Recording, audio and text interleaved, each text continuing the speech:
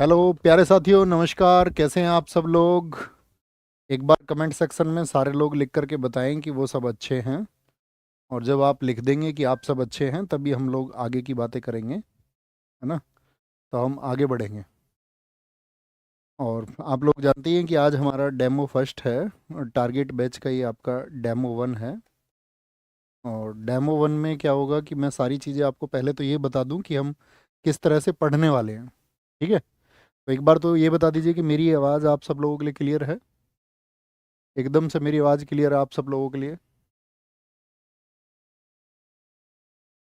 सारे लोग बताएंगे। Good evening to all of you. Comment section थोड़ा सा बड़ा कर देंगे। लक्ष्मण, विपिन, अभिषेक, मोनिका, सचिन, अजय ठाकुर, दिया, रोशन, सीआरपीएफ मिनी। सारे साथियों का बहुत सारा वेलकम है। तो दोस्त देखो, बिगर समय गवाए, क्योंकि पहले ही आपको बताया जा चुका है, इसके बारे में मैं आपको एक वीडियो बना चुका था। जिन साथियों ने उस वीडियो को नहीं देखा है तो आप ज़रूर देख लें इसी एसएससी चैनल पर, या आपका RWSSC चैनल पर जाकर के एक वीडियो बनाया था मैंने कि भाई इस बैच से कौन जुड़ सकते हैं और कौन नहीं जुड़ सकते हैं। तो उस वीडियो को देख करके ही आप अपना चुनाव करें कि आप जुड़ने लायक हैं अभी या नहीं हैं। ठीक है? तो क्योंकि यहाँ पर जो होंगे ना साथी, टारगेट बैच का मतलब ही क्या है? टारगेट का मतलब है कि हम चीज़ों को एक टारगेट की तरह लेके चल रहे होंगे। इसमें ऐसा नहीं है कि भाई आप एकदम बेसिक से हैं और आप बोलें कि मैं बिगनर हूँ जी, मैं फ्रेशर स्टूडेंट हूँ। तो मैं पहले ही कह देता हूँ आपसे कि फ्रेशर स्टूडेंट्स के लिए ये नहीं है। फ्रेशर स्टूडेंट्स के लिए बिल्कुल नहीं है। ओके? समझ गए इतनी बात को? लेकिन थम्स अप करके बताओ मुझे कि हाँ जी, फ्रेशर स्टूडेंट्स के लिए नहीं है। जो बिगनर्स है वही एक बात हुई, बिगनर्स के लिए नहीं है। मैं आपको फिर से बता दूं जो मैंने वहाँ बताया, जो अपना जिनको कॉन्फिडेंस होगी मेरा 60% पार्ट या 60% स्कोर मेरा आता है जी। एग्ज़ाम का जो मैं आपका मॉक लगाता हूँ, उस मॉक में मेरा स्कोर आ रहा है 60% के आसपास हूँ मैं। क्योंकि इसमें चीज़ें थोड़ा स्पीड मोड से होंगी टारगेट में। स्पीड मोड से मतलब है एकदम बहुत शांति से, बहुत धीरे से नहीं पढ़ेंगे हम। हमको जो सिलेबस है हमारा वो कवर करना है और बहुत अच्छे से कवर करना है ना? भैया आप बैठे हैं क्या? हाँ जी मैं बैठा हुआ हूँ। ठीक है ना, मैं बैठा हुआ अच्छा नहीं लग रहा क्या तुमको? तो मतलब ऐसे भी हो सकते हैं, तो उससे कोई दिक्कत नहीं है ना?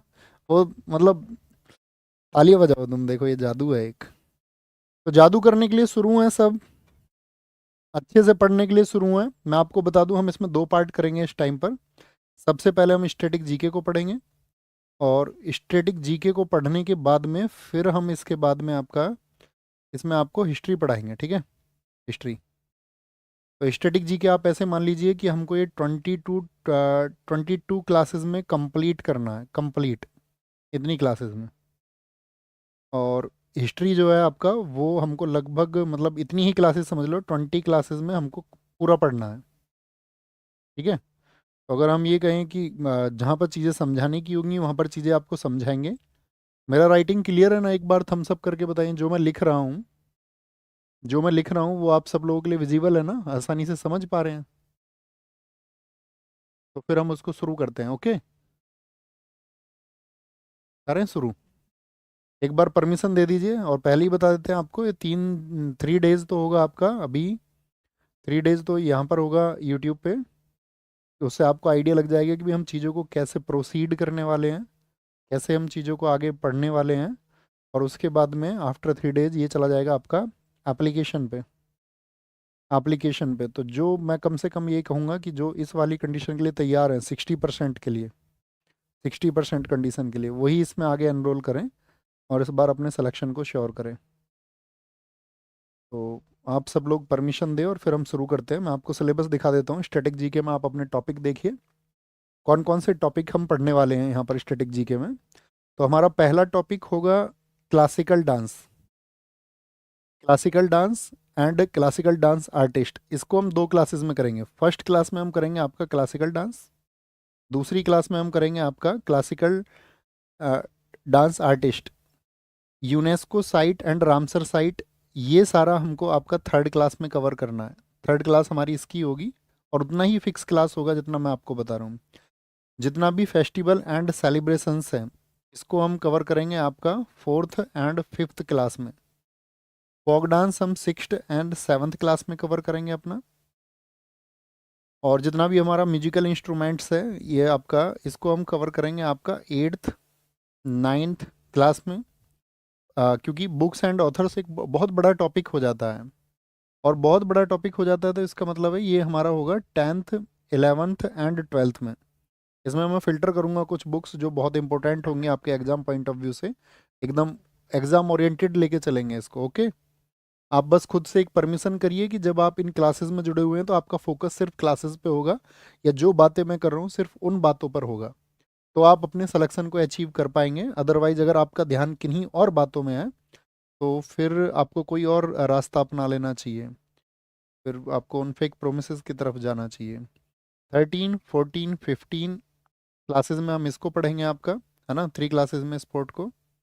और आपका 16th भी, क्योंकि ये बड़ा टॉपिक होगा बहुत, इसमें बुक्स वगैरह सब स्पोर्ट्स का इसी में ले लेंगे। ओके, मंदिर और घराना ये हमारा एक क्लास होगा 17। भारत के पड़ोसी देश दिन और दिवस ये एक छोटा टॉपिक है, ठीक है, तो इसको हम 18th क्लास में करेंगे आपका।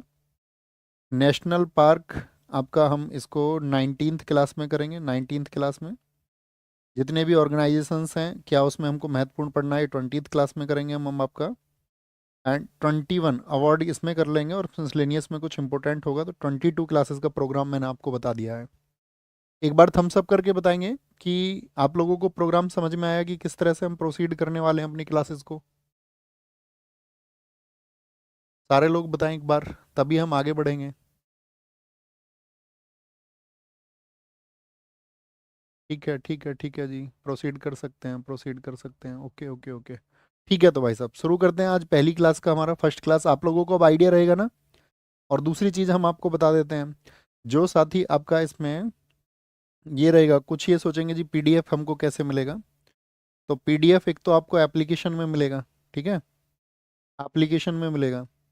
और एप्लीकेशन में मैं आपको इसका प्री पीडीएफ डला दूंगा, क्योंकि स्टैटिक जीके का एक फिक्स सिलेबस होता है, ऐसा नहीं है कि बार बार कुछ अलग होगा। अगर हमको कुछ ऐड ऑन करना है उसमें तो वो हम करते रहेंगे, ठीक है। तो एप्लीकेशन में आपको प्री पीडीएफ मिल जाएगी इसकी। प्री पीडीएफ का मतलब है जैसे कि हम आज कर रहे हैं तो जो कल हम करने वाले हैं फॉग आपका, जो क्लासिकल डांस हम करने वाले हैं कल आर्टिस्ट, उसके लिए हमको आपको नेक्स्ट जो टॉपिक होगा, नेक्स्ट टॉपिक का भी पीडीएफ आपको आज ही दे देंगे हम एप्लीकेशन में, ठीक है, ताकि आप नोट्स अपने हिसाब से बना लें। प्रिंट आउट आपको कराना है या जो कुछ भी जो भी फॉलो करते हो आप, बाकी खुद से नोट्स बनाएंगे तो अच्छा है ना। क्लियर है बात, शुरू करें, क्योंकि एक बार शुरू करेंगे फिर बातें नहीं करेंगे ना। तो आप यहाँ क्लास में कोई ऐसा होना चाहिए कि जिसको ये रहे कि भैया मुझको तो मोटिवेशन की ज़रूरत होगी, तो भैया फिर आपको यूट्यूब पे जाना होगा। यहाँ पर होगा only oriented program, only oriented program.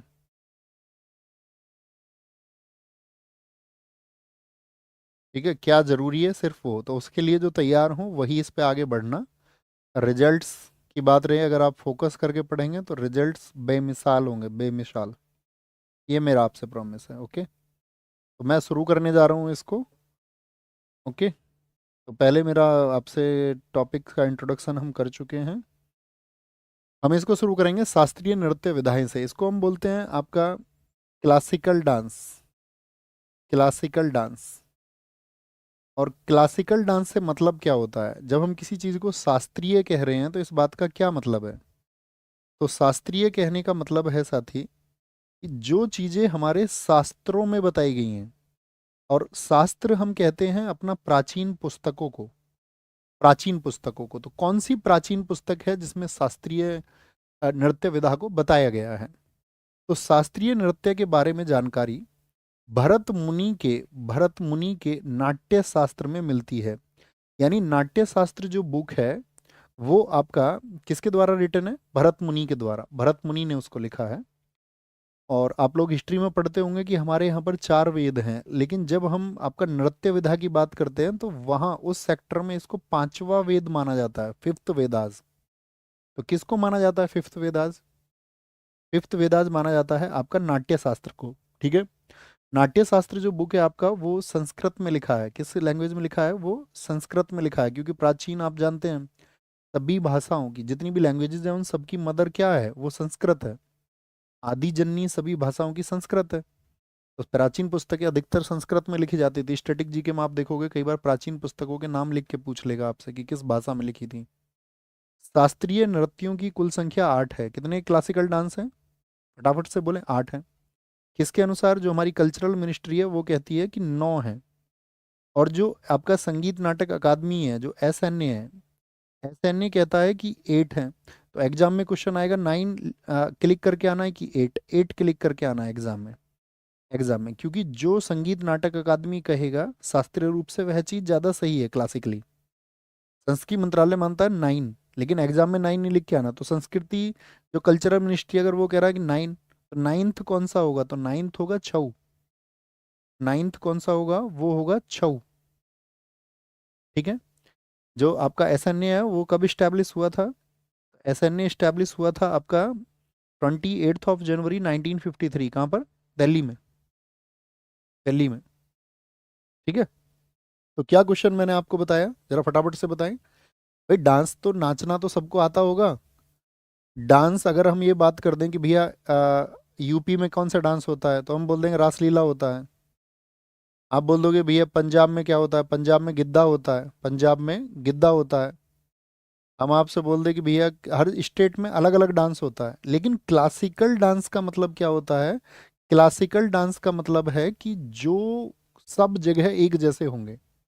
ऐसा नहीं है जैसे कि आप डीजे पर डांस किया, आपने आपका जो मन किया वो स्टेप आपने कर दिया, है ना। कभी आप नाली में भी कूद गए, कभी आपका मन किया डीजे पे चढ़ गए, तुम दूल्हे की बग्गी पे चढ़ गए, ऐसा नहीं हो सकता। क्लासिकल का मतलब है कि जो स्टेप्स हैं शास्त्रों में जो लिखा हुआ है, उसके लिए जो वर्णित है वही आपको अनुपालित करना होगा, उसी को फॉलो करना होगा, एज इट इज फॉलो करना होगा। तो समझ गए वो क्या है? वो शास्त्रीय नृत्य है। शास्त्रीय नृत्य है। तो शास्त्रीय नृत्य कितने होंगे फटाफट से बताएं? 8 होते हैं। 8 होते हैं, लेकिन किसके अनुसार? संगीत नाटक अकादमी के अनुसार। तो एक तो क्वेश्चन ये बनेगा कि कितने होते हैं? 8। अब जो नवा है वो था छऊ। छऊ को कौन मानता है? तो आप बोलोगे इसको मानता है आपका संस्कृति मंत्रालय, छऊ को। ओके। तो छऊ को अर्थशास्त्रीय नृत्य भी कहा जाता है। Chhau is also called semi classical dance. Semi classical dance. इसे यूनेस्को की अमूर्त सूची में 2010 में शामिल किया गया। इसके 3 प्रकार हैं। 3 प्रकार हैं। कौन कौन से? अमूर्त सूची कितना लोग समझते हैं? थम्स अप करके बताओ। अमूर्त, अमूर्त का मतलब क्या होता है? ये जो वर्ड है इंटेंजिबल, इसका मतलब क्या है? इंटेंजिबल होता है जो, या जिसको छू ना सकें, जिसको छू ना सकें, जिसको छू ना सकें। तो मुझे एक बात बताइए, आप किसी डांस को छू सकते हैं क्या? यस और नो? आप कहेंगे नहीं। जितने भी डांस हैं वो सब क्या होते हैं? इंटेंजिबल होते हैं, अमूर्त होते हैं।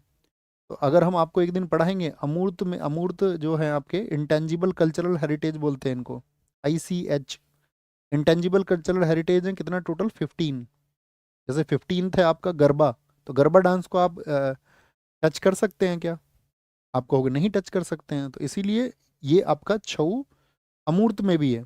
और जिनको टच कर सकते हैं उनको क्या बोलेंगे? उनको बोलते हैं मूर्त। वो होती है हमारी वर्ल्ड हेरिटेज साइट। जैसे ताजमहल है, आप ताजमहल को टच कर सकते हैं या नहीं कर सकते हैं? तो ताजमहल कैसा होगा आपका? तो आप कहेंगे ताजमहल भैया वर्ल्ड हेरिटेज साइट में जाएगा, जो हमारी 43 साइट है। कितनी साइट है हमारी जो वर्ल्ड हेरिटेज साइट है? विश्व विरासत स्थल कितने हैं हमारे? 43 हैं। और अमूर्त सांस्कृतिक विरासत, इंटेंजिबल कल्चरल हेरिटेज कितने हैं हमारे? वो 15 है। ये हम आगे चल के पढ़ेंगे। ठीक है। तो छऊ 3 तरह का होता है। मयूरभंज छऊ, सरायकेला छऊ, और आपका पुरुलिया छऊ। बहुत बार क्वेश्चन पूछा जाता है तो ऐसे याद रखना है। मयूर, मयूर किसको बोलते हैं? देखिए मोर को। मोर क्या उड़ जाता है? नहीं उड़ जाता। तो उड़ से उड़ीसा, मयूर। और मोर से क्या बनेगा? उड़, उड़ माने उड़ीसा बन जाएगा। ठीक है। सरायकेला छऊ और आपका झारखंड बन जाएगा। राय देने वाले लोग 1000 मिलेंगे जिंदगी में, 1000। आपको एनालिसिस करना, आपको एनालिटिक होना पड़ेगा कि क्या चुनना है क्या नहीं। पश्चिम बंगाल, बंगाल को हम हमेशा बोलेंगे बंगला। आप बंगला खरीदने जाओगे तो आधा बंगला खरीदोगे या पूरा लोगे बंगला? तो पूरा लिया क्या? बंगला। तो ये 3 छऊ है आपका। 3 छऊ याद रख लेना। छऊ कितने प्रकार का हुआ? 3 प्रकार का। क्लासिकल डांस की बात करें, क्लासिकल डांस होते हैं आपका कितना? 9। इसके अनुसार बताएं फटाफट से, 9 कौन कहता है? तो आपका कल्चरल मिनिस्ट्री कहता है। लेकिन आपका संगीत नाटक अकादमी के अनुसार 8 होगा। तो कौन कौन सा 8 होता है? भरतनाट्यम, ओडिसी, मणिपुरी, कुचिपुड़ी, कथक, कथकली, मोहिनी अट्टम एंड सत्रिया। अब आपसे पूछेंगे कि भरतनाट्यम कहाँ का है? तो आप कहेंगे तमिलनाडु। ओडिसी कहाँ का है? ओडिशा। मणिपुरी मणिपुर। कुचिपुड़ी आंध्र प्रदेश। कथक उत्तर प्रदेश। कथकली केरल। मोहिनीअट्टम केरल। सत्रिया असम का है। अब देखो क्वेश्चन कैसे पूछेगा। एक वो डांस ढूंढिए, ऐसा कौन सा स्टेट है जिसमें 2 क्लासिकल डांस है? ऐसा कौन सा स्टेट है जिसमें 2 क्लासिकल डांस है? केरल। केरल में।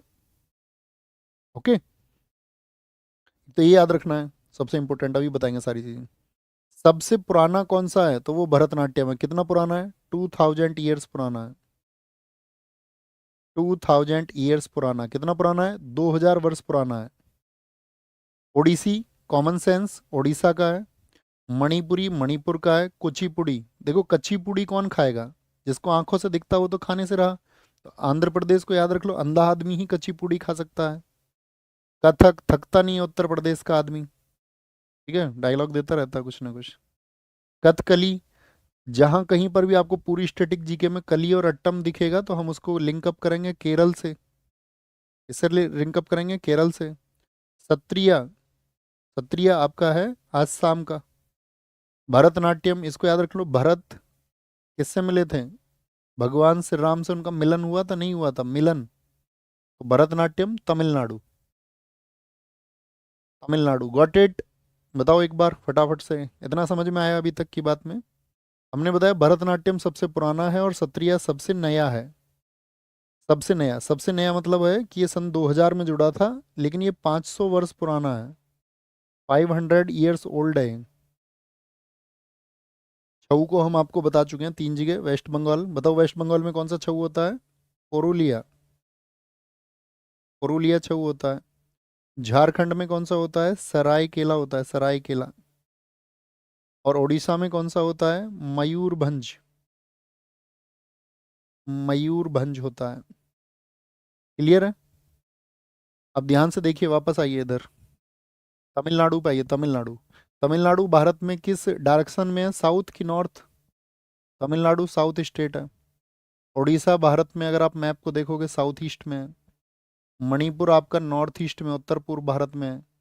आंध्र प्रदेश भारत के मैप में साउथ पर है।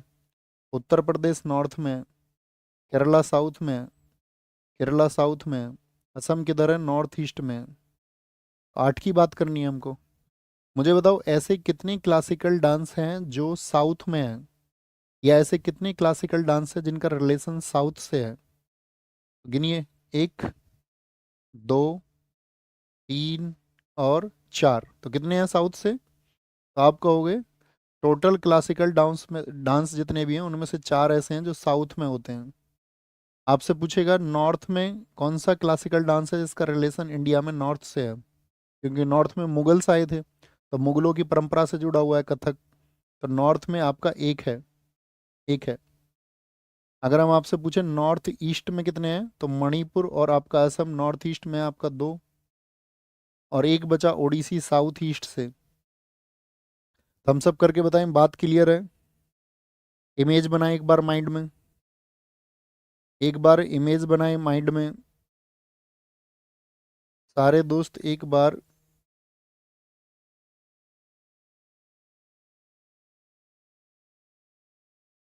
एक बार एक इमेज बनाएंगे सारे दोस्त।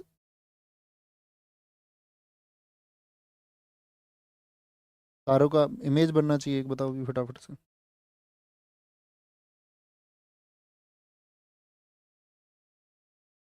बड़ा बेकार नक्शा बना यार, इस पे मैं पहली बार लगा रहा हूँ ना, हाथ सेट नहीं बैठ रहा। चलो कोई नहीं। तुम ये बताओ मुझे, इसमें मार्क करके बताओ एक बार। मार्क करके बताओ सारे लोग, कहाँ कहाँ पर है? तो नॉर्थ में कौन सा था, बोलो फटाफट से। नॉर्थ उत्तर प्रदेश में कौन सा था, आपको नाम बोलना है। कथक है। नॉर्थ ईस्ट में दो थे, कौन कौन से, एक तो मणिपुरी था। मणिपुरी था। अभी मैं आपको मतलब आगे बढ़ना है या आपको रिवाइज करना है, ये चीज़ें मैं बार बार रिवाइज नहीं कराऊंगा, ये है ना, कॉमन चीज़ें हैं ये, तो मैं बस जनरल बता रहा हूँ कि आपको प्रैक्टिस ऐसे करनी है क्योंकि डेमो है। ऐसे खाली पेज पे एक बार प्रैक्टिस करना। कौन कहाँ पर है, नॉर्थ ईस्ट है इधर, मणिपुरी है, और आपका कौन सा है, सत्रिया है। सत्रिया है। साउथ ईस्ट में कौन सा है आपका, साउथ ईस्ट में, तो साउथ ईस्ट में आपका हो गया, यहाँ पर है ओडिसी। ओडिसी यार, पेन टैप पर भी ठीक लिख लेता हूँ मैं, बिना प्रैक्टिस के लिख रहा हूँ, देख लो तुम पहली बार। अच्छा मुझे बताओ साउथ में कौन कौन से होंगे। केरल में हो गए आपका दो, कौन कौन से हैं केरल में। केरल में एक तो कथकली बताया मैंने आपको, कथकली, और एक क्या बताया आपको, मोहिनी अट्टम। मोहिनी अट्टम, ठीक है। तमिलनाडु में कौन सा होगा बताओ, तमिलनाडु में, फटाफट से बोलो, तमिलनाडु में कौन सा होगा, भरतनाट्यम होगा। क्या हो जाएगा, भरतनाट्यम हो जाएगा। अब एक बचा, वो तुमको बताना है कौन सा बचा हुआ है। एक बचा वो तुमको बताना है। साउथ में चार बताए थे, तो आंध्र प्रदेश में कौन सा हो जाएगा, कुचिपुड़ी हो जाएगा, कुचिपुड़ी। कुचिपुड़ी। बढ़े हैं आगे। एग्जाम में बहुत क्वेश्चन बनते हैं यहाँ से, ये तो बेसिक क्वेश्चन हुआ।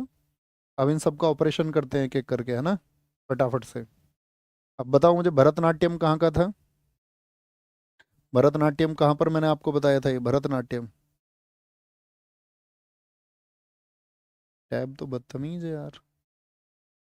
हाँ भाग गया है कह सके। ये बताओ, ये भरतनाट्यम जो है आपका कहाँ का है, तमिलनाडु का है, तमिलनाडु। इसका पुराना नाम था सादिर, इसका भरतनाट्यम का। इसको बोलते थे दासी अट्टम, क्योंकि इसको पहले करती थी दासियां, और अग्नि के चारों तरफ घूम घूम के करती थी, अग्नि जला करके। इसके बारे में हमको दो बुक से पता चलता है, एक तो शिल्पादिकारम और एक अभिनय दर्पण, ठीक है। देखो शिल्पादिकारम जो बुक है, इसके जो राइटर है उसका नाम है इलिंगो अदिगल। जब हम आपको बुक्स बताएंगे तो बताएंगे यहाँ पर क्या प्रेम कहानी है ये, इलिंगो अदिगल, ठीक है। अभिनय दर्पण जो है, ये इसके जो राइटर का नाम है वो है नंदिकेश्वर। नंदिकेश्वर। नंदिकेश्वर, ओके। तो यहाँ पे लिखा हुआ है ये मंदिरों को समर्पित है, किसको, it is dedicated to temples. शैव धर्म के विचारों की प्रस्तुति। अब जो मैं महत्वपूर्ण मार्क करूँ उसको इंपॉर्टेंट याद रखना, एग्जाम तक भूलना नहीं है, ठीक है। मंदिरों को समर्पित है, ये बात याद रख लेना। ये सादिर है, ये भरतनाट्यम में है, इसको वापस से रिकॉल करेंगे हमेशा। मैंने कहा ना ये फिक्स स्टेप से शुरू होगा, फिक्स स्टेप से, ओके। शैव धर्म के विचारों की प्रस्तुति है। शैव धर्म का मतलब क्या होता है, शैव धर्म, शैव धर्म का मतलब होता है जो लोग भगवान शिव को मानने वाले लोग हैं, जैसे भगवान विष्णु को मानने वाले को हम बोलते हैं वैष्णव। नृत्य का आरंभ किससे होगा, आला रिपू से होगा। आला रिपू क्या है, ये फर्स्ट स्टेप है। तो पूछेगा what is the first step of Bharatanatyam, तो क्या होगा, आला रिपू होगा। लास्ट कोई बता सकता है। इसमें छह भाग शामिल हैं, एक कहानी की तरह पढ़िए। आला रिपू, जाति स्वरम, शब्दम, वर्णम, पदम और तिल्लाना। और तिल्लाना होता है इसमें लास्ट स्टेप। तो हमेशा बीच की कहानी छोड़ के फर्स्ट एंड लास्ट स्टेप को याद रखना। पहला स्टेप कौन सा है, आला रिपू, और लास्ट तिल्लाना, लास्ट है तिल्लाना। नाट्य स्वरूप, नाट्य रूप का स्वरूप पाने वाला भारत का पहला शास्त्रीय नृत्य कौन सा है, वो भरतनाट्यम, यानी कि भाई सबसे पुराना है। तो नाट्य स्वरूप का मतलब क्या हो गया, first classical dance India to take the form of a drama, यानी कि जिसको देखने के लिए लोग मौजूद हों उसी का तो नाट्य रूप किया जाएगा। और सबसे पुराना आपका भरतनाट्यम ही था, उसी को क्या किया गया, एक क्लासिकल फॉर्म में बांटा गया, ओके। इसमें एक कटका हस्त मुद्रा होती है। कटका हस्त मुद्रा मतलब कि हाथ को ऐसे बना के कुछ, मतलब मैं तो नहीं बना सकता क्योंकि I am not expert of Bharatanatyam. कटका हस्त मुद्रा जो होती है उसमें आपका तीन उंगलियों को जोड़ के ओम का प्रतीक बनाया जाता है। तो ओम किस में है, अब ऐसे याद रखना है, ओम कहाँ पर चलता है, इंडिया में चलता है कि पाकिस्तान में कि नेपाल में। ओम चलता है भारत में, भारत से याद रख लो, भारत। ओम साइन कभी भी पूछे, कटका हस्त मुद्रा पूछे। नृत्य का अंत तिल्लाना पर होता है, ये बता चुके। नट्टूवार भरतनाट्यम का टीचर होता है जो भरतनाट्यम सिखाता है। जैसे तुम में से किसी को आता हो तो वो देख सकता है। नट्टूवार भरतनाट्यम में कविता पाठ करता है। ये क्या बोलेगा उसमें? पोएम को बोलता है। भाई डांस के लिए म्यूजिक तो चाहिए, बिना ताल के नाच लोगे क्या तुम? बताओ। बिना ताल के नाच सकते हो क्या तुम? आप कहोगे नहीं डांस नहीं कर सकते। तो बिन म्यूजिक इसमें कविता ये पढ़ेगा, और धुन के लिए कर्नाटक संगीत का प्रयोग होता है। देखो, म्यूजिक जो है ना इंडिया में, म्यूजिक ये दो तरह का होता है म्यूजिक। एक म्यूजिक होता है नॉर्थ इंडिया में, और एक म्यूजिक होता है आपका साउथ इंडिया में। नॉर्थ इंडिया में जो म्यूजिक होता है उसको बोलते हैं हिंदुस्तानी म्यूजिक। क्या बोलते हैं उसको? हिंदुस्तानी म्यूजिक। और साउथ इंडिया में जो म्यूजिक होता है उसको बोलते हैं कर्नाटिक म्यूजिक। कर्नाटक म्यूजिक यानी कर्नाटक संगीत उसको कहा जाता है, कर्नाटक संगीत। ओके। तो धुन के लिए कौन सा संगीत का प्रयोग होगा? तो साउथ का कोई भी क्लासिकल डांस हो तो उन सभी में अगर साउथ में कर्नाटक संगीत होता है तो साउथ के किसी में क्या होगा? कर्नाटक संगीत होगा। और एक अकेला कलाकार जो है विभिन्न भूमिकाओं को दर्शाता है, इसलिए इसको बोलते हैं एक करता है, एक अकार्य लास्यांग, एक ही व्यक्ति द्वारा सारी परफॉर्मेंस की जाती है। इसको क्या बोलते हैं? एक आहार्य, एक। तो भारत क्या है? भारत में ओम का साइन है, ठीक है। और भारत क्या है? एक है। तो एक एक वाला एक आहार्य कहाँ से है? भरतनाट्यम से। ठीक है। भरतनाट्यम डांस की कुछ शैली हैं, साथ ही आपका स्टाइल है। जैसे कला क्षेत्र है, वजुवुर है, और कला मंडलम है। ये किसकी? ये तीन स्टाइल हैं। किसकी स्टाइल है ये तीनों? भरतनाट्यम की। जैसा अभी मैंने आपको बताया, भारतीय संगीत के दो भाग होते हैं। They are the two part of Indian music. North India में होता है हिंदुस्तानी, और साउथ इंडिया में क्या होता है? कर्नाटक म्यूजिक। और इस डांस में आपका मृदंगम, ये म्यूजिकल इंस्ट्रूमेंट है। जो तुम्हारे घर में ढोलक होगी, ये ढोलक के जैसा ही है। देखिए तुम्हारे घर में गीत गाए जाते होंगे ना शादी पे, वही है ये। वीणा, जो आपने माँ सरस्वती जी के चित्रों में देखी होगी। बांसुरी, भगवान श्री कृष्ण के पास में है ना, ये सब देख रखा है आपने। तो भरतनाट्यम पर ब्रिटिश सरकार ने 1910 में बैन लगा दिया। क्यों लगा दिया जी बैन? क्योंकि मंदिरों में क्या करते थे, जो आपका मैंने बताया ना दासी अट्टम, तो दासी प्रथा थी बहुत। देवदासी, देवदासी में क्या होता था, बहुत सारे घरों में, अपने असमर्थ घरों में भी अपनी लड़कियों को मंदिरों को आपका जो है समर्पित कर देते थे। अब मंदिरों को समर्पित कर दिया तो वहां से एक तो धन का लालच होता था मंदिरों में, और जो आपका गरीब घरों की बच्चियां होती थी वो सामाजिक प्रथाओं के दमन के चलते हुए उनको भी मंदिर में भेज दिया जाता था। तो वहां पर बहुत सारे लोग उनका शोषण भी करते थे, एक्सप्लॉइटेशन भी उनका बहुत होता था। तो ये देशदासी प्रथा थी, और ब्रिटिश सरकार ने जब इसको देखा तो इस पर 1910 में रोक लगाया। हालांकि भारत की आज़ादी के बाद में इसको फिर से शुरू कर दिया गया नेहरू जी के समय पर। भरतनाट्यम किस स्टेट का था? तमिलनाडु। तो वहाँ के चिदम्बरम मंदिर के, तमिलनाडु के गोपुरम पर स्थित है।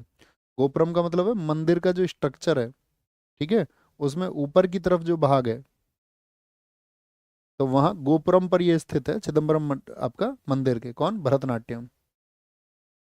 तो क्या क्वेश्चन बनेगा यहाँ से? एक बार रिपीट कर लेते हैं इसको फटाफट से स्पीड मोड पे। भरतनाट्यम क्या समझे? भरतनाट्यम से बताइए। सादिर, दासी अट्टम, दासी इसको करती थी। अग्नि नृत्य, अग्नि के चारों ओर। जानकारी शिल्पाधिकारम और अभिनय दर्पण से। ठीक है। इसको मंदिरों में ही होता था, कॉमन सी बात होगी। भगवान शैव के विचारक हैं। और आपका नृत्यकारम आलारीपू से खत्म किस पर होगा? तिल्लाना पर होगा। बीच के स्टेप भूल जाओ। ठीक है। नाट्य स्वरूप इसी को मिला क्योंकि सबसे पुराना है, तो कॉमन सेंस है। ओम का प्रतीक भरतनाट्यम में, नृत्य का तिल्लाना पर। नट्टूवार क्या होगा? कविता पाठ करता। म्यूजिक कौन सा होगा? कर्नाटक संगीत होगा। शैली तीन है, कला क्षेत्र, वजुवुर, कला मंडलम। क्वेश्चन बनेगा निम्नलिखित में से कौन सा भरतनाट्यम का स्टाइल नहीं है? इन तीन के अलावा कोई एक नाम लिख के देगा आपको। उत्तर भारत में कौन सा म्यूजिक होता है? दक्षिण में कौन सा होता है? कहाँ पर इसको पता चलता है हमको? मंदिर से, चिदम्बरम से। ओडिसी, ओडिसी बताइए कहाँ का है? ऐसे कोई दिक्कत तो नहीं हो रही ना? पूरा फोकस बन रहा होगा ना बोर्ड पे? मेरे हिसाब से तो पूरे शरीर पे मैं घूमता रहता हूँ उधर कैमरे के सामने, मैं नाचूं आपके इधर से उधर, तो उससे कहीं ज़्यादा अच्छा है। कोई इशू नहीं है ना? कोई इशू तो नहीं है ना? ओडिसी, ओडिसी कहाँ का है? उड़ीसा का है, उड़ीसा का है, उड़ीसा, उड़ीसा का है। पैन सर थोड़ा नहीं, पैन तो यार काफ़ी है। क्या मोटा क्या पतला है इसमें? इसमें क्या मोटा पतला होगा? जितना बड़ा फॉन्ट उसमें लिखा हुआ है उतना ही दिख रहा है। फॉन्ट थोड़ा सा बढ़ाएंगे, अभी देखना। ये वाला फॉन्ट ठीक है। ए और बी, तो उसी को चुन लेंगे फिर। ए और बी, ए और बी एकदम बेस्ट है सर ऐसे। सब ओके है। हाँ, आपका ध्यान ना बोर्ड पे होना चाहिए। आपका ध्यान पढ़ने पे होना चाहिए, मेरी शकल का कुछ नहीं करना है तुम्हें। ओके। गर्दन तो दिख रही है ना मेरी। पेट देख के क्या करोगे, मेरा चेहरा दिख रहा है ना तुम्हें। Okay okay okay.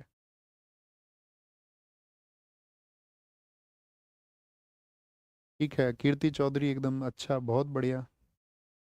No problem sir. Fresher क्या करे, फ्रेशर अगले साल के लिए टारगेट करे, या जो बहकाए वहां जाए फिर। हम बहका नहीं सकते ना आपको कि हम बोल देंगे नहीं भैया आ जाओ। क्या फायदा, अगले साल के लिए फाउंडेशन बैच पढ़ो, फाउंडेशन बैच वहाँ पढ़ा रहे हैं ना हम लोग आपको। ये उनके लिए है जिनकी चीज़ें कवर हैं थोड़ी, है ना।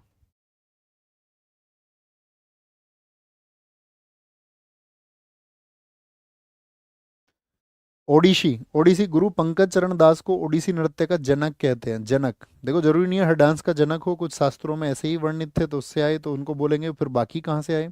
तो बाकी आए हैं आपका कहाँ से, कौन सी बुक से पता चलता है हमको बाकी सभी का। तो आप बोलोगे वो पांचवा वेद किसको कहते हैं, नाट्य शास्त्र भरत मुनि, वहां से पता चलता है।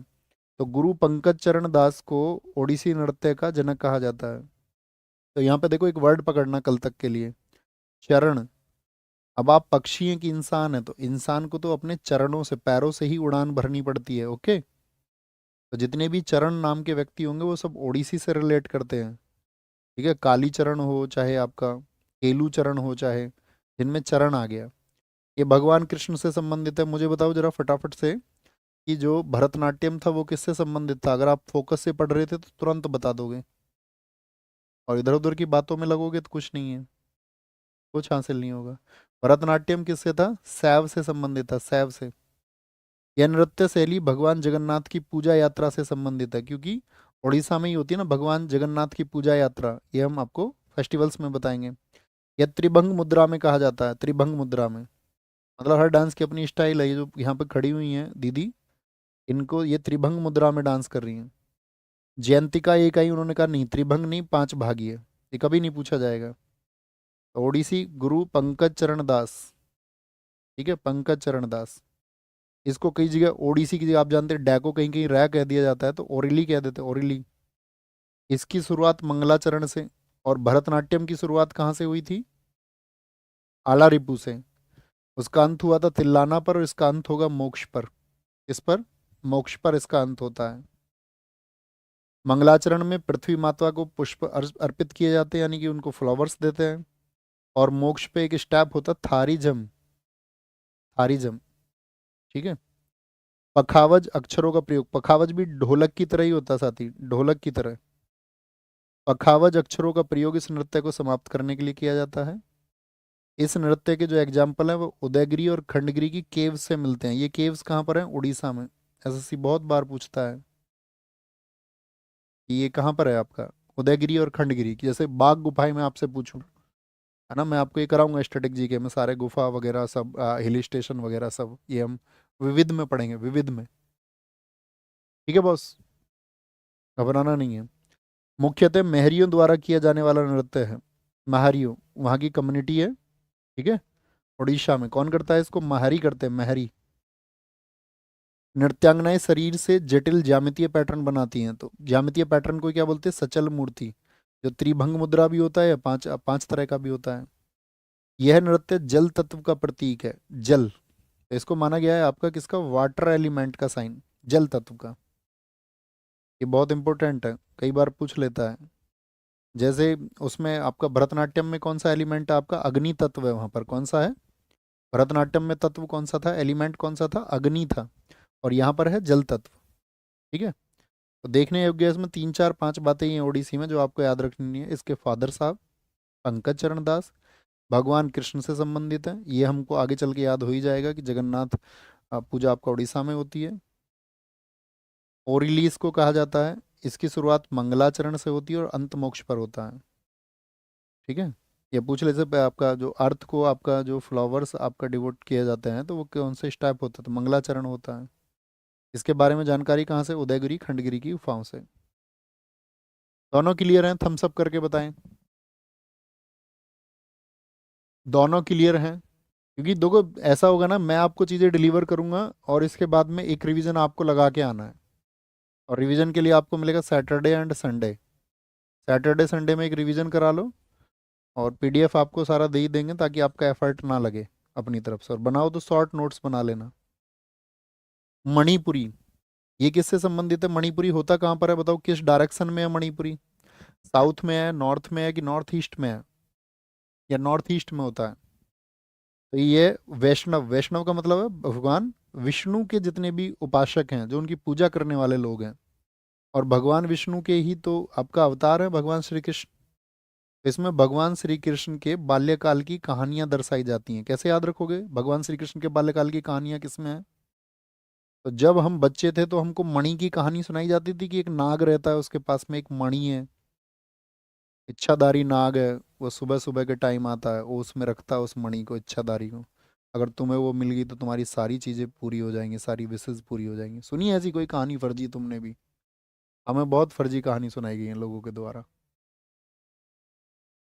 बताएंगे जी एक बार, कोई इशू? तो मणिपुरी कहाँ का था? मणिपुर का था। मणिपुर का था, और नॉर्थ ईस्ट में होता है। कहाँ पर? नॉर्थ ईस्ट में होता है। सर बेसिक से पढ़ाओ, बच्चा बता दिया ना, बेसिक से नहीं होंगी क्लासेस। आपके लिए नहीं है ये, फ्रेशर्स के लिए नहीं है ये, जो बच्चे एक बार पढ़ चुके हैं उन चीज़ों को, उनके लिए है ये। जो उन चीज़ों की समझ रखते हैं थोड़ी बहुत, उनके लिए है ये। फ्रेशर बच्चे के लिए नहीं है। रिक्वेस्टिंग टू यू, आपको अभी फाउंडेशन करना चाहिए, अगले साल के लिए टारगेट करो। भगवान श्री श्री कृष्ण के बाल्यकाल की कहानियां इसमें दर्शाई जाती हैं। इसकी तीन प्रमुख शैली हैं।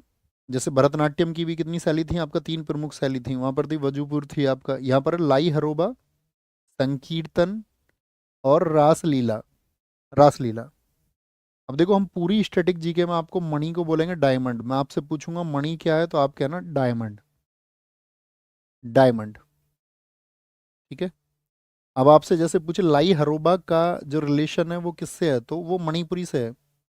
तो कोई भी मणि को अपने साथ लाएगी या नहीं लाएगी, या छोड़ के आ जाएगी अपने घर? डायमंड को अपने साथ लाएगी, चाहे कीर्तन में भी जाए या कहीं भी जाए, चाहे रासलीला के लिए जाए, लेकिन डायमंड को तो अपने साथ ले जाएगी, कभी कोई उसको चुरा ना ले। तो लाई हरोबा, संकीर्तन और रासलीला मणिपुरी से। एंड रियली सॉरी, कहीं कहीं पर अगर हम आपका कहीं पर फनी होते हैं, हालांकि हम मर्यादाओं का ध्यान रखते हैं हमेशा, लेकिन कभी कभी हमसे मजाक में भूलवश, होगा नहीं ऐसा पहली बात तो हम उसके लिए आपका एडवांस में आपसे सॉरी बोलते हैं और माफ़ी मांगते हैं उस बात के लिए, है ना। ऐसा कभी होगा नहीं, हम हमेशा मर्यादाएं हम उसमें रखेंगे। मणिपुरी नृत्य रासलीला को पहली बार 1700, मणिपुरी नृत्य रासलीला, इस रासलीला की बात कर रहा है, रासलीला को पहली बार 1779 में निंगथो चिंगथांग कोबा ने शुरू किया था। एक तो इसकी स्टाइल्स बहुत इंपॉर्टेंट है। ओके। जवाहरलाल नेहरू मणिपुरी नृत्य अकादमी, ये किससे है? मणिपुरी की एक अकेडमी है, जो कहाँ पर है? मणिपुरी, आपका मणिपुर में ही होगी। इसमें पैना वाद्य यंत्र का प्रयोग होता है, पैना। तो पैना म्यूजिकल इंस्ट्रूमेंट किस डांस में यूज होता है? देखो मणि जो होती है, मणि का आपने देखा होगा कई बार, डायमंड की शेप ऐसी होती है नहीं होती? तो आप कहेंगे हाँ जी होती है कई बार। तो डायमंड कैसा होता है? पैना होता है, शार्प। शार्प होता है, नहीं होता, पैना होता है। ठीक है। इसमें नट गायन का प्रयोग किया जाता है। डांस, म्यूजिकल इंस्ट्रूमेंट यानी वाद्य यंत्र बजाना, और गाना गाना एक ही व्यक्ति करता है, यानी सारी एक्टिविटीज एक ही पर्सन के द्वारा हो रही हैं। और इसे पंग चोलोम नहीं, पुंग चोलोम कहा जाता है। क्या बोलते हैं इसको? पुंग चोलोम, पुंग चोलोम। इसमें ड्रम का उपयोग किया जाता है, ये बहुत इंपॉर्टेंट है। तो सारी एक्टिविटीज जो करेगा उसको क्या बोलेंगे? पुंग चोलोम। अब देखो कहीं भी याद रख लेना, जो चोलोम रूट वर्ड है ये आपका मणिपुरी के लिए ही होगा। जागोई और चोलोम, ये मणिपुरी के दो भाग हैं। जागोई, देखो जिसके पास मणि है वो जागा रहेगा या नहीं रहेगा? डायमंड जिसके पास, उसे चिंता रहेगी ना, डायमंड कोई चुरा तो नहीं लेगा। ठीक है। चोलेम को तुम याद कर लेना। इसमें 64 ताल होती हैं, 64 locks are used in this. तालों का मतलब ये वो ताले नहीं है, 64 लॉक्स नहीं होगा, 64 ये स्टेप्स की बात कर रहा है। नागबंद मुद्रा, तो मणि किसके पास, कहानी तुमने सुनी थी बचपन में, मणि किसके पास होती है, नाग के पास में होती है, वो बंधे बंधी रहती है नाग से। इसमें शरीर 8 के आकार के वक्रों से माध्यम से जुड़ा होता है, मतलब शरीर को 8 के आकार के वक्रों के माध्यम से जुड़ा होता है। इसमें कलाकार बेलनाकार स्कर्ट पहनते हैं, उसको योटीआई कहते हैं। क्या बोलते हैं, योटीआई। इसमें कलाकार कहीं भी दर्शकों से सीधे आंख नहीं मिलाता है, तो क्वेश्चन यही बन जाएगा, आंख क्यों नहीं मिला रहा है, उसको पता है आंख से आंख मिलेंगी, तो फिर तो भैया ये कल को मणि पर नजर डाल लेगा, और मणि पर नजर डालेगा तो फिर तो लॉस हो जाएगा, क्योंकि उसके पास मणि है, वो आंख ही नहीं मिलाती किसी से, या आंख नहीं मिलाती, ओके ऐसे याद रख लो, उसको अपने डायमंड का खतरा है, याद रखेंगे। कॉमन सी बात है, नागबंद मुद्रा किस में होगी, नाग की कहानी मणि के साथ में, योटीआई हो गया, दर्शकों से सीधे आंख नहीं मिलाता, किसमें, आपका मणिपुरी में। एक बार रिवाइज कर ले मणिपुरी को, कॉमन सी बातें हैं, वैष्णव संप्रदाय, ठीक है। और ऐसे याद रख लो ना यार, देखो मणि को और भी अच्छे से याद रखें। भगवान श्री कृष्ण, एक आपका नाग के सिर पे पैर रख दिया था उन्होंने, नहीं रखा था, बताओ उस नाग का क्या नाम था। जब वो अपने साथियों की कंदुक लेने, कंदुक का मतलब गेंद लेने के लिए तालाब में गए थे नीचे, तो नीचे कौन सा नाग था, शेष नाग। तो भगवान श्री कृष्ण का संबंध है शेष नाग से, नाग से, और नाग के पास है मणि। सारी चीजों को अपने आप में आप एक निचोड़ बना लोगे। मणिपुरी भगवान श्री कृष्ण के बचपन की कहानी, मणि नाग के पास है, नागबंद मुद्रा है, मणि को वो अपने साथ लाई हरोबा, संकीर्तन, रासलीला। देखो जरूरी नहीं है कि चीजें आपको ट्रिक से ही याद होंगी, ट्रिक एक हेल्पिंग नेचर के लिए होती है, कि आपको थोड़ा सा हेल्प मिल पाए, हेल्प मिल पाए, है ना। रासलीला, राधा और कृष्ण, वो हेल्प आपको मिल पा रही है या नहीं, एक बार एक्सप्रेस करें, चीजों को लिंक अप कर पा रहे हैं या नहीं कर पा रहे हैं, लिंक अप कर पा रहे हैं भैया, वो मेरे पास पहुंचे फिर हम उसको आ गए। शेषनाग भैया, शेषनाग, बहुत बढ़िया। भैया कालिया नाग था, हाँ कोई भी नाग सही यार, शेष नाग हो या विशेष नाग हो, उससे क्या फर्क पड़ता है, बात है कि नाग है। चलो,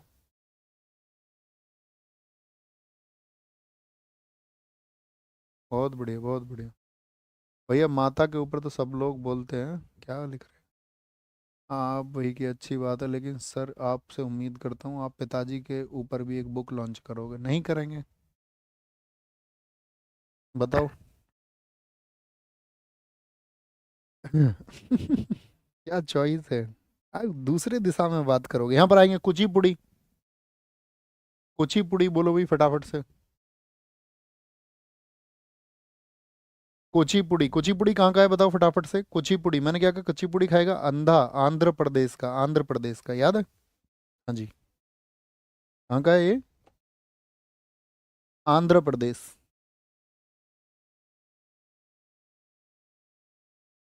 आंध्र प्रदेश की कृष्णा, कृष्णा एक जिला है, दिल्ली पुलिस हेड कांस्टेबल मिस्टेल में पूछा गया था, सीपीओ में सेम क्वेश्चन पूछा गया था कि किस डिस्ट्रिक्ट से संबंधित है, तो वो गांव कुचेलापुरम के नाम पर रखा गया, किसके नाम पर, कुचेलापुरम के नाम पर। यह भाषण माइम और शुद्ध नृत्य को जोड़ता है, यानी कि जो आपके शब्दों की, जो आपके चेहरे के जो पोस्चर है और जो डांस है, उन दोनों को जोड़ने का काम कौन करता है, वो कुचिपुड़ी करता है। इसमें भागवत और पुराण को आधार माना गया है, भागवत, ठीक है। और जितने भी हमारे पुराण हैं आप जानते होंगे, जैसे सबसे पुराना पुराण मत्स्य पुराण है, 18 हमारे पुराण है ना, हिस्ट्री में आप इसको पढ़ते होंगे। सबसे इंपॉर्टेंट बात आती है कि पीतल की तस्तरी में पैर रखकर नृत्य किस में होता है, तो कुचिपुड़ी में। भाई आप किसी को कच्ची पूड़ी देंगे, कैसे देंगे, तस्तरी में देंगे, नहीं देंगे, पूड़ी कैसी भी हो, कच्ची हो पक्की हो, तस्तरी में देंगे। तो पीतल की तस्तरी में पैर रख के नृत्य किया जाता है इसमें, इसको बोलते हैं तरंगम। अब पीतल की तस्तरी में पैर रख रहे हो तो वहां पे तरंगे पैदा होंगी या नहीं होंगी पानी में, हाँ जी होंगी। पैरों की मुद्राएं संपाद, मंडीकोप्पू, कंतेरा और नागबंध। तो नागबंध और कहाँ पर बताया था हमने आपको, मणिपुरी में। लेकिन यहाँ पर ये पैरों की मुद्रा है तो ये नेग्लिजिबल है, ऐसा आपसे नहीं पूछा जाएगा, है ना।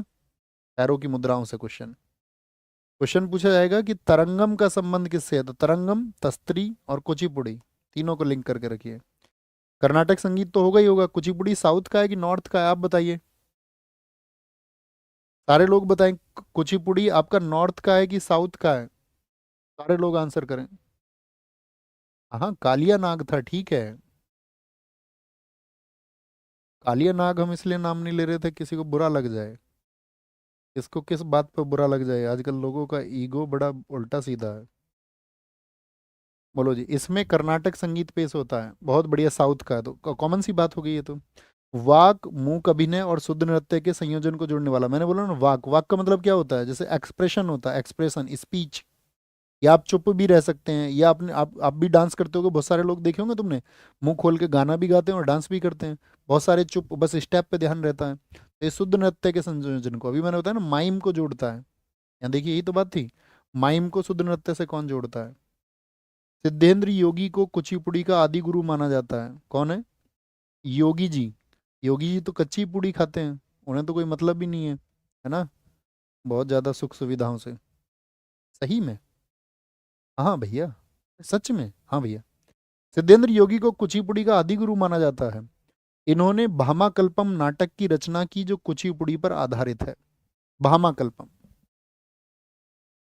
बताओ फटाफट से।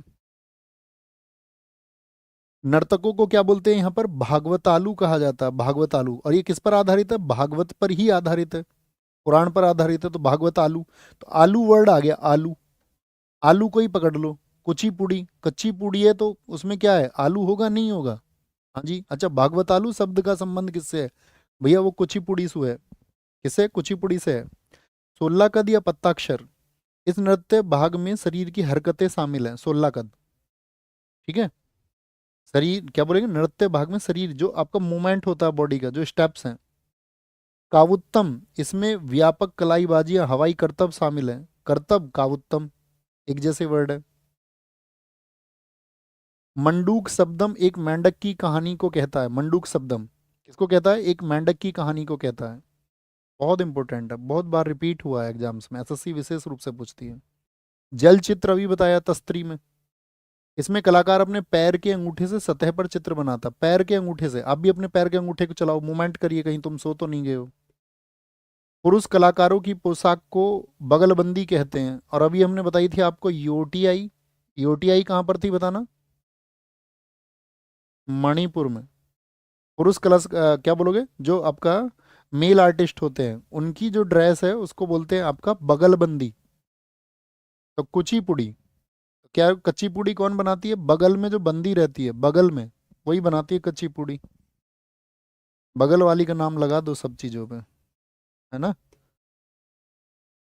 क्या बताया हमने आपको? कुचिपुड़ी को देखिए, बहुत कॉमन सी चीज है इसमें। कुचिपुड़ी आंध्र प्रदेश का है, माइम और शुद्ध नृत्य को जोड़ता है।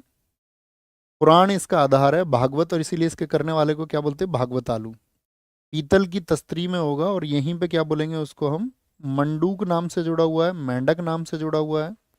जल चित्र, जिसमें अंगूठे में चित्र बनाया जाता है, जल चित्रम इसी का है। कहाँ पर? तस्त्री से है। तस्त्री में ही कच्ची पूड़ी है, याद रख लेना। कुछ भी रिलेट करें, कर लोगे उसको। इसमें कर्नाटक संगीत होता है, कॉमन सी बात है, वही है। इसके आदि गुरु कौन है? सिद्धेंद्र योगी, जिन्होंने नाटक कौन सा लिखा है? भामाकल्पम। नर्तकों को भागवतालु कहा जाता है। 16 का दिए, तुमको रिवाइज करना होगा, मैं भी बता देता हूँ, कभी तुम सोचो नहीं भैया तुम तो हमको बार बार रिवाइज करते रहोगे, हम डिलीवर करेंगे आपको। आपको बस एक प्रॉमिस लिख के दिखाना है कि भैया हाँ, हम उसको अच्छे से रिवाइज करेंगे। और स्टैटिक जीके का मतलब ही क्या होता है? इसमें कोई प्रोसेस नहीं होता है, ये हिस्ट्री नहीं है कि हम आपको विस्तार से समझाएं कुछ। ये पॉलिटी नहीं है। स्टैटिक का मतलब जितना आप ट्रिक से उसको रट सकते हो, फनी वे में, अच्छे से, जितना तुम उसको रट लो, स्टैटिक का मतलब ही ये है। ठीक है। क्लास कितनी देर होगा डेली? 1.30 आवर होगा। 1.5 घंटे का क्लास होगा वो, कभी सवा घंटे, कभी जरूरत होगी तो 1 घंटे 35 मिनट, है ना। याद रहेगा? ये क्लियर है अभी तक का जो हमने पढ़ा है? एक बार जब आप पढ़ेंगे तो याद हो जाएगा। कथक बताइए कहाँ पर होता था? कथक, तो कथक होता है आपका यूपी में, यानी कि नॉर्थ इंडिया में। कथी, इसको बोलते कथा शब्द से बना है। कथा, कथा समझते हो ना, स्टोरी। तो इसका अन्य नाम होता है नटवरी और कथाकारों का नृत्य। यह राधा कृष्ण की कथाओं पर आधारित है। घुंघरू और चक्कर, यहाँ देखिए पैरों को, दीदी के पैरों को देखिए। घुंघरू और चक्कर इस नृत्य की प्रमुख विशेषताएं। चक्कर में लेके दिखाऊं क्या तुमको? तुमने देखा है कोई कोई चक्कर पे चक्कर लिए चली जाती है, चक्कर पे चक्कर, एकदम चक्कर पे चक्कर, है ना, घूमे घूमे चली जाती है। थोड़ी देर बाद तुम भी घूमे होगे तो ऐसा लगता है धरती घूम रही है थोड़ी देर बाद। किसी के हाथ पकड़ के घूमना तुम ऐसे, मतलब तुम्हारी शादी हो जाए तब। एक कहानी सुनाने के लिए इस नृत्य का प्रयोग होता है। कहानी, अब क्या बोलेंगे उसको, बोलते हैं पढ़ंत। अब भाई कहानी किसको याद होगी, जो पढ़ंतु है, पढ़ने वाला, उसी को याद होगा। तो एक कहानी सुनाने के लिए इस नृत्य का प्रयोग होता है, नृत्य का प्रयोग होता है, उसको बोलते हैं कथक। कथक नृत्य की वेशभूषा अनारकली या लंबी कमीज चूड़ीदार के साथ में होती है, ड्रेस है, नहीं पूछी जाएगी। यहाँ पर आपसे बनेगा नटवरी किसको कहते हैं, नटवरी। कहानी सुनाने के लिए पढ़ंत शब्द का प्रयोग किस आपका क्लासिकल डांस से है। यह नृत्य लखनऊ घराना, जयपुर घराना, बनारस घराना और रायगढ़ घराना शैली में किया जाता है। अब एक वर्ड आया घराना, तो देखिए आप, आज जैसे आप देखते होंगे भारत में तबला वादक हैं, बहुत सारे लोग तबला बजाते हैं, बहुत सारे लोग फ्लूट बांसुरी बजाते हैं, बहुत सारे लोग आपका शहनाई फ्लेगोट बजाते हैं। तो आप कहोगे कि उन सबको किसी ने सिखाया होगा, इन सब के गुरु रहे होंगे, ठीक है। तो इन्होंने, उन गुरु ने भी सीखा होगा। तो एक सेंटर होता है हर किसी का, तबला का, किसी म्यूजिक का। तो जहां से उसकी शुरुआत होती है, जहां से उसका ओरिजिन होता है, उसको बोलते हैं घराना। घराना क्लियर है ना, थम्स अप करके बताएं मुझे। घराना क्लियर है ना, घराना किसको कहते हैं, एक बार थम्स अप करके बताएं। भैया हरिप्रसाद चौरसिया बांसुरी से संबंधित है, बिल्लू बदमाश कह रहे हैं। बिल्लू बदमाश तो होशियार है। बताओ जी, बात क्लियर है। घराना क्या होगा, एक सेंटर जहां से ओरिजिन होगा किसी भी एक आर्ट का, विधा का। ये घराने किससे हैं, ये कथक से संबंधित हैं। कथक अपनी पहचान खो चुका था। कथक दरअसल में क्या है, कथक आपका मुगलों ने इसका, क्योंकि उत्तर प्रदेश की तरफ मुगल रहे, तो मुगलों द्वारा सपोर्टेड है, मुगलों द्वारा समर्थित। पूछा जाता मुगलों ने किस एक डांस को आपका सपोर्ट किया, सपोर्टेड बाय मुगल्स, वो कौन सा है, वो कथक है, क्योंकि ये नॉर्थ में था, यूपी में वही थे, आगरा वगैरह में। तो कथक की वो बाद में फिर मुगल्स चले गए, ब्रिटिशियर्स आ गए, आपको पता होगा 1857 के बाद में। तो कथक की शास्त्रीय शैली को 20वीं शताब्दी में लेडी शीला सोखे द्वारा, लेडी लीला सोखे द्वारा रिवाइव किया गया, नहीं तो ये अपनी पहचान खो चुका था। रिक्वेस्टिंग टू यू, मैं आपके साथ ही हाथ जोड़ता हूँ, अतिरिक्त बातें कभी मत किया करो। मैं आपसे हमेशा कहता हूँ, एक दिन जब आप अपने सिलेक्शन को प्राप्त नहीं कर पाएंगे तो आप अकेले बंद कमरे में रोएंगे, और इस दुनिया में आपके आंसू समझने वाला कोई नहीं होगा, नो वन। इसका कारण क्या होता है कि जब हमको अपनी पूरी एनर्जी जहाँ पर लगानी होती है, फोकस करना होता है, तो हम उस टाइम पे कुछ और कर रहे होते हैं, हमारे दिमाग में और चीज़ें चल रही होती हैं। अभी आपको बुक पूछना है, ये पूछना है, बुक साथ ही आपका, आपको उसके लिए मैं वीडियो बना चुका हूँ, एक ही सेगमेंट के लिए बार बार नहीं बोलेंगे। इसी चैनल पर वीडियो है, आप उसको देखिए, यहाँ ना कीजिए बात, प्लीज़ रिक्वेस्ट। यहाँ पे सिर्फ पढ़ने वाले बच्चे रहें जिनको पढ़ना है। इसके प्रमुख विषय वैष्णववाद से जुड़े हैं, रिक्वेस्टिंग टू यू अगेन। इसका वर्तमान स्वरूप मुगल परंपरा पर आधारित है, किससे, मुगलों से। तो मुगलों याद रखेंगे आप, नॉर्थ में थे। मुगल कहाँ याद रखोगे, नॉर्थ में थे। तो कथक कहाँ का है, यूपी का है। कथक से याद रखना है, इसको बोलते हैं डांस ऑफ स्टोरी टेलर्स, कथाकारों का नृत्य है, कथाकारों का नृत्य है, ठीक है। और घराने जो भी हैं आपका, लखनऊ कहाँ पर है, यूपी में है, तो यूपी में कौन सा डांस है, कथक है। जयपुर कहाँ का है, राजस्थान का, तो नॉर्थ में ही है जयपुर भी। बनारस कहाँ है, यूपी में, तो वो भी नॉर्थ में है। रायगढ़, ठीक है ना, ये सब नॉर्थ के हैं। अब आते हैं कथकली पर। कथकली कहाँ का बताया था मैंने, क्या बताया था आपको, फिर से मैं बता देता हूँ दोस्त एक बार। कथकली और एक और था यहाँ का, बताओ, दूसरा आपको बताना है। फटाफट से बताया करो, कुछ रिलेवेंट सोचा करो, रिलेवेंट। जीएस में अपनी कमांड बनाने का सबसे अच्छा तरीका यही है। तो आप क्या बोलोगे भैया, अट्टम, अट्टम, कथकली और मोहिनी अट्टम। तो ये केरल में है, पुरुषों द्वारा किया जाता है, किसके द्वारा, पुरुषों द्वारा। रामायण, मतलब इसमें जो ये बनता है ना, जो भी वेशभूषा होगी वो पुरुष की होगी। रामायण महाभारत इसके आधार हैं। कोई एक कहानी ले लेंगे, जैसे जब मैं केरल गया तो मैंने थिएटर में जाके देखा इसको, कुट्टम पालम में। तो एक बना हुआ था आपका भीम, है ना, क्या बना हुआ था, भीम। और भीम, एक दूसरा था जरासंध। एक इसमें हीरो होता है, एक विलेन होता है। तो रामायण महाभारत इसके आधार हैं, कोई भी एक कहानी उठा लेगा, एक हीरो एक विलेन। तो हीरो जो होता है उसको बोलते हैं पाचा, हीरो को क्या कहा जाता है, पाचा। और जो विलेन है उसको कहा जाता है कथी। इसमें चेहरे का हाव भाव का प्रदर्शन किया जाता है। आप देख दो कितना अजीब सा चेहरा लगता है उसके, इसके चेहरे को, इसको बनाता रहता है उल्टा सीधा मुंह को, कभी गाल फुला लेगा, है ना, कभी कुछ, कभी भौं को ऊपर नीचे कर लेगा, आईब्रोज को ऐसे। इसमें चेहरे का हाव भाव का प्रदर्शन किया जाता है, और जहां पर ये होता है थिएटर में, मतलब ऐसे लोग बैठे रहेंगे कुर्सी लेकर के आराम से, आप भी बैठे रहोगे यहाँ पर ऐसे कुर्सी लेकर के, और यहाँ परफॉर्मेंस होगी, तो ये थिएटर है जहाँ से आप बैठ के देख रहे हो दीदी के साथ में। इसमें चेहरे का हाव भाव का प्रदर्शन किया जाता है। नाट्य स्थान थिएटर कुट्टम पालम कहलाता है, कुट्टम पालम।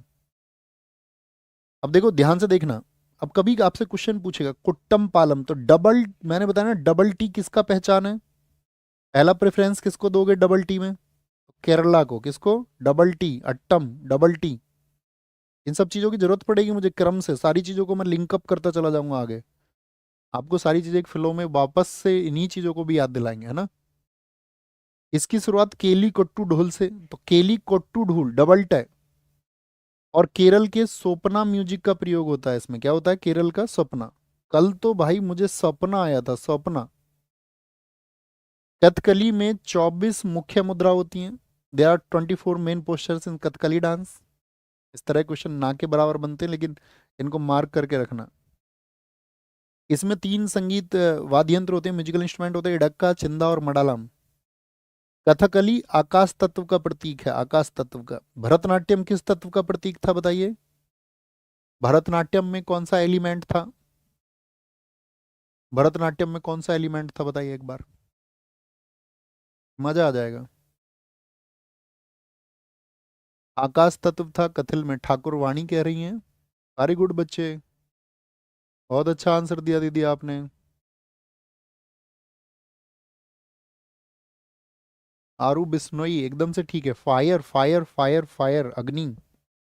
कथकली गीतों के लिए प्रयुक्त भाषा मणि प्रबलम होती है। मणि का मतलब मलयालम, और प्रबलम मतलब संस्कृत। तो अब की बार तो ये क्वेश्चन ही पूछा गया, सेम ही आप देखोगे CHSL 2023 वाला जो 24 में हुआ, कि मणि प्रबलम कौन सी 2 भाषाओं का मिक्सअप है। तो मणि प्रबलम है मलयालम और संस्कृत का। ये बहुत इंपॉर्टेंट पॉइंट है, बहुत इंपॉर्टेंट है, ठीक है। और ये एलिमेंट भी हमको पता होना चाहिए, ठीक है। कथकली क्या है? जली में। कथकली का है जल, कली से याद रख लो जली, उसका जल तत्व है। भरतनाट्यम का अग्नि है, अग्नि। वहां पे दासी अग्नि के चारों तरफ डांस करती थी, यहाँ पे आकाश है, ठीक है। कथकली, सॉरी मैं कथकली बोल रहा हूँ, ओ कथकली, जली नहीं। कथकली का है आपका आकाश, आकाश। कली खिल के कहाँ जाती है? आकाश की तरफ, ऐसे याद रखिए। गीतों के शब्दों को अट्ट कथा कहा जाता है। डबल टी से पहचान लेंगे दोस्त, अट्ट कथा का संबंध किससे है। कभी आपसे फिल इन द ब्लैंक्स थोड़ी ना भरवाएगा वो एग्जाम में, वो 4 ऑप्शन देगा आपको, 4 ऑप्शन देगा। आपसे पूछेगा अट्ट कथा का संबंध किससे है, तुरंत क्या पकड़ लोगे? अच्छा, हमको पागल बना रिया है। अट्ट कथा, अट्ट कथा। कलासम और नल चरितम कथकली नृत्य के प्रकार हैं। कली से याद रख लेना कला, नल चरितम। यह ललित कला 5 रूपों का एक सामंजस्यपूर्ण संयोजन है, यानी कि harmonious combination of 5 forms of fine arts, literature, music, painting, acting and dance. मतलब इसके बारे में साहित्य भी है, लिखा हुआ भी है, संगीत का भी इस्तेमाल होता है, पेंटिंग्स का भी इस्तेमाल होता है, एक्टिंग का भी, नृत्य का भी, डांस का भी। अलग अलग पात्रों के चेहरे से सुपरिष्कृत, सुपरिष्कृत का मतलब क्या होता है आपका? एलोबरेट श्रृंगार के साथ सिर की टोपी का प्रयोग किया जाता है। जब हमने इसको देखा था ना, तो पता है वो, ऐसा समझो ये आदमी है, ये यहाँ से ये जो इसको ढकते हैं ना यहाँ से, इसमें तुमने तुम्हारे घर में कभी तुमने वो देखा है? यूरिया होता है, यूरिया, NH2CO NH2, यूरिया के कट्टे आते हैं। तो यूरिया के कट्टे जो होते हैं ना, उससे इसको ये सिल रहे थे, और धागे से सिल सिल के उसको मैंने थिएटर में देखा, तो कई घंटे में उसने उसको बनाया, कई घंटे में। इसको ढक देते हैं, समझ पा रहे हो? देखा है? हाँ, उससे सिल सिल के हर हर एक स्टेप के लिए उसको तैयार करते हैं, है ना। और ऐसे ही मेकअप पे बहुत टाइम लगता है।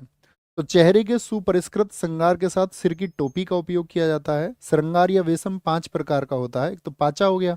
पाचा कौन था बताइए? जिसको सब पचा लेते हैं वो हीरो है। काठी, कठिन होता है पचाने में, वो विलेन होता है। विलेन के सब पक्ष में होते हैं, विलेन किसी को अच्छा नहीं लगता। और जिसको सब पचा जाए जिस कैरेक्टर को, वो हीरो है। हीरो है, हीरो। फिर थर्डी, कारी और मिनक्कू, ये अलग अलग कैरेक्टर होते हैं। अब इसमें जो मेकअप होता है, हरा रंग, ग्रीन कलर किसका है? देवताओं का। भाई देवता आएंगे हरियाली में। नाक की बगल में लाल धब्बा, जैसे ये धब्बा हो गया, ये चेहरा है, ये इसकी नाक है, इसके बराबर में यहाँ जो धब्बा है, ये राजसी गौरव को दर्शाता है। किसको? राजसी गौरव को। ठीक है, राजसी गौरव को, यानी कि रॉयल प्राइड। अच्छा है, दाग अच्छा है। राजसी, बुराई और दुष्टता। काला रंग तो हमेशा, ब्लैक तो किसको दर्शाता है? आपका नेगेटिविटी को। बुराई और दुष्टता को दर्शाएगा, नेगेटिविटी को दर्शाएगा ना ब्लैक कलर। बताइए। पीला रंग संतों और महिलाओं के लिए होता है, आप जानते हो पीला रंग संतों के लिए होता है, यानी कि फॉर सेंट्स एंड वुमेन। भाई जो एविल एंड विकेडनेस होती है वो हमेशा ब्लैक कलर से दिखेगी। लाल रंग से चेहरा किसको? बुराई को इंगित करता है, बुराई से। A face painted entirely red indicates evil. Red and black. भाई लाल होता है आदमी गुस्से में, और गुस्सा करना क्या होता है? बुराई होती है, तो रेड कलर बुराई का प्रतीक है। अब इनके दाढ़ी भी होती है, देखे ना आपने इमेज, यहाँ ध्यान से देखिए, दाढ़ी सफेद दाढ़ी है, देखिए कैसा दाढ़ी है ये। ब्लैक कर दें इसको, सफेद दाढ़ी है, सफेद दाढ़ी। तो जो सफेद दाढ़ी होती है आपका, सॉरी, सफेद दाढ़ी, वो किसको दर्शाता है? वो साथी आपका हाइयर कॉन्शियसनेस को। कॉन्शियसनेस समझ रहे हो? कि आप जहां पर मौजूद हैं, आप वहां पर जीते हो या नहीं जीते हो। आपकी अपनी लाइफ को आप आज में जी रहे हैं, अभी में जी रहे हो, या कुछ अभी आपके दिमाग में कुछ और चल रहा है। तो अगर आपके दिमाग में इस टाइम कुछ और चल रहा है तो आप लोअर कॉन्शियसनेस के पर्सन है। हायर कॉन्शियसनेस का मतलब है कि आप जहां पर बैठे हुए हैं, आपका पूरा ध्यान वहां पर है, पूरा एकदम से फोकस के साथ में। तो इससे पता चलता है कॉन्शियसनेस का। तो यानी सफेद दाढ़ी दर्शाती है उच्चतर चेतना को, देवत्व वाले प्राणियों को। समझे बॉस? कथकली केरल, क्या बताया इसमें? नायक होगा, पाचा कथी होगा, मेकअप होता है, हाव भाव होता है, कुट्टम पालम डबल टैक, कोलिकट्टू, कथकली, सोपना, मणिप्रबलम, अट्टकथा, कलासम, कथकली से याद रखेंगे। बोलिए बॉस, क्लियर है ये? कलर कौन कौन से हैं? ग्रीन कलर देवता के लिए, नाक के बाल रॉयल प्राइड। ब्लैक कलर किसको दर्शाता है इसमें? बुराई को। और आपका रेड कलर भी। पीला रंग संतों के लिए, सफेद दाढ़ी हायर कॉन्शियसनेस के लिए। क्लियर है ना? मोहिनी अट्टम, मोहिनी अट्टम होता है आपका महिलाओं के किसके? एकल महिला के द्वारा। मोहिनी का मतलब होता है सुंदर, सुंदर, प्रीटी वुमेन, ब्यूटीफुल लेडी। और अट्टम का मतलब होता है डांस। तो बताइए, भगवान विष्णु ने किसका रूप धरा था? मोहिनी का रूप धर लिया था? नहीं, भस्मासुर का अंत करने के लिए। वो जिसके ऊपर हाथ रख देता था उसी को जला देता था। तो उन्होंने क्या किया कि डांस में ऐसा स्टेप बना दिया कि अपने ऊपर ही हाथ रख लिया उसने, और खुद भस्म हो गया। तो इसको बोलते हैं, इसीलिए नीचे वाली लाइन देखो, सबसे पहले जादूगरनी का नृत्य बोलते हैं, क्योंकि भगवान विष्णु ने जादू कर दिया उसके ऊपर। और भगवान विष्णु ने स्त्रीण रूप, स्त्रीण रूप मतलब फेमिनाइन फॉर्म, फेमिनाइन फॉर्म का मतलब क्या? वो स्त्री का रूप धरा था उन्होंने, मोहिनी का। नहीं तो सारे देवता परेशान थे। इस नृत्य का उल्लेख व्यवहार माला नामक प्राचीन ग्रंथ में किया गया है। व्यवहार माला, ये बहुत इंपॉर्टेंट है। किस बुक में है? व्यवहार माला ग्रंथ में किया गया है। ओके। इस नृत्य में केरल में कसावू साड़ी, हम आपको परिधान में बताएंगे, केरल में कसावू साड़ी चलती है, जैसे महाराष्ट्र में पैठनी साड़ी चलती है, केरल में इलकल साड़ी चलती है। हर जगह साड़ी होती है ना, स्टेट में अलग अलग, है ना। जैसे उड़ीसा में संबलपुरी साड़ियाँ हैं, ऐसे ही केरल में कसावू। बालों में चमेली के सफेद फूल लगाए जाते हैं, इस पे ज्यादा ध्यान मत देना तुम, है ना। एकल महिला द्वारा किया जाता है। कहाँ पर है इसका? तो मोहिनी अट्टम केरल में होगा, तो कसावू साड़ी ऑटोमेटिक याद रखेंगे, जादूगरनी का नृत्य है। इसमें भी मणि प्रॉब्लम, और कहाँ पर थी मणि प्रॉब्लम? तो केरल के ही कथकली में थी। केरल में ही देखिए, तेविती चियाट्टम, नगई नाटकम और दसिय अट्टम, तो अट्टम डांस ही केरल के हैं। कभी क्वेश्चन नहीं पूछा, पूछा दसिय अट्टम का संबंध किससे है, तो केरला का देगा विकल्प। तो ध्यान रखना है इसको। अब ये दसी अट्टम है, दासी अट्टम मत कर लेना, दासी अट्टम होते ही दासी हो जाएंगे कहाँ पर, भरतनाट्यम में। ठीक है, बात क्लियर है। अब आते हैं आज के लास्ट वन, सत्रिया पर। सत्रिया कहाँ का था बताइए? असम का था, असम का। इसको 2000 में शामिल किया गया, यानी इससे पहले 7 क्लासिकल डांस थे। यही तो बात हुई। तो 8th को कब आपका एडमिट किया गया इसको? इसको इंक्लूड किया गया सन 2000 में, यानी आज से लगभग 25 साल पहले। 25 साल पहले, है ना। पहले नहीं होता था, पहले 7 होते थे। 2000 से कितने हो गए? 8 हो गए। इसकी खोज लगभग 500 वर्ष पूर्व हुई। और इसके संस्थापक जो है वो श्रीमद शंकरदेव है। एसएससी का कोई एग्जाम ऐसा नहीं जिसमें आपके में भी इस बार पूछेगा, हम फोर श्योर कह सकते हैं, है ना। संस्थापक कौन थे? श्रीमद शंकरदेव। तो ये कहाँ का है? असम का। तो असम में आपका वैष्णव मठों में इसकी खोज हुई है। सत्रिया को अंकिया नाट के प्रदर्शन के लिए लाया गया। अंकिया नाट एक नाटक है, या हम कहें कि एक आपका फॉक डांस है। इसको हम फॉक डांस के टाइम पे ट्रिक से याद कर लेंगे। तो सत्रिया जो आया वो अंकिया नाट को परफॉर्म करने के लिए लाया गया। जब इस डांस को मतलब कोई मेल करे तो भांगी, और जब स्त्री करे तो सीमंगी कहलाता है, सीमंगी। और त्योहारों पर यह डांस फोकोट, यानी कि भोकोट क्या बोलेंगे इसको, पुरुष जितने भी आपका मेल जो बैगर्स यानी कि आपका मॉन्क्स होते हैं उनके द्वारा किया जाता है। एक तो इंपॉर्टेंट बात यह है कि जब पुरुष करे तो भांगी, ठीक है, और जब स्त्री करे तो सीमंगी। यानी स्त्री को तो ऐसे ही भी याद रख लेंगे, सा सा से सीमंगी। भांगी, पुरुष ऐसे नाचता है जैसे कि उसने भांग पी ली हो, है ना, भांग के जैसा। सॉरी। इसमें बोरगीत संगीत का प्रयोग होता है। किसका? बोरगीत का। आज शाम तो बोर हो गए यार सब। आज शाम बोरगीत संगीत। नृत्य का बहाना, बहाना बना लो, कोई बोर हो गए हैं सब लोग, बहाना बना लो, आज शाम कहीं बाहर चलाते हैं, आज शाम कहीं बाहर चलते हैं, यही करते हैं ना सब, भावना। आज बहाना बना लो, आज शाम कहीं बाहर चलते हैं, आज शाम। असम से याद रखो। बोर हो रहे हैं, आज शाम कहीं बाहर चलते हैं। नृत्य का बहाना भाग भगवान कृष्ण की कहानियों पर। और इसी में होता है एक माटी अखोरा। माटी अखोरा, अखोरा का मतलब समझते हैं? अखाड़ा। जैसे कुश्ती के लिए होता है ना अखाड़ा, मिट्टी का अखाड़ा। तो ये भी सत्रिया में है। ऐसे याद रहो, आज शाम बोर हो रहे हैं यार, कोई बहाना बना लो, आज मिट्टी में अखाड़ा ही जोड़ते हैं। इसका अर्थ होता है मिट्टी पर व्यायाम करना। It means exercising on the soil. Soil, समझे इस बात को? बोलो जी एक बार। सत्रिया कब शामिल हुआ? 2000 में। और सबसे नया यही हो जाएगा, क्या बोलोगे? क्योंकि भाई जब 2000 में शामिल हुआ, इससे पहले 7 थे, तो सबसे नया यही होगा ना। सबसे नया classical dance, newest classical dance,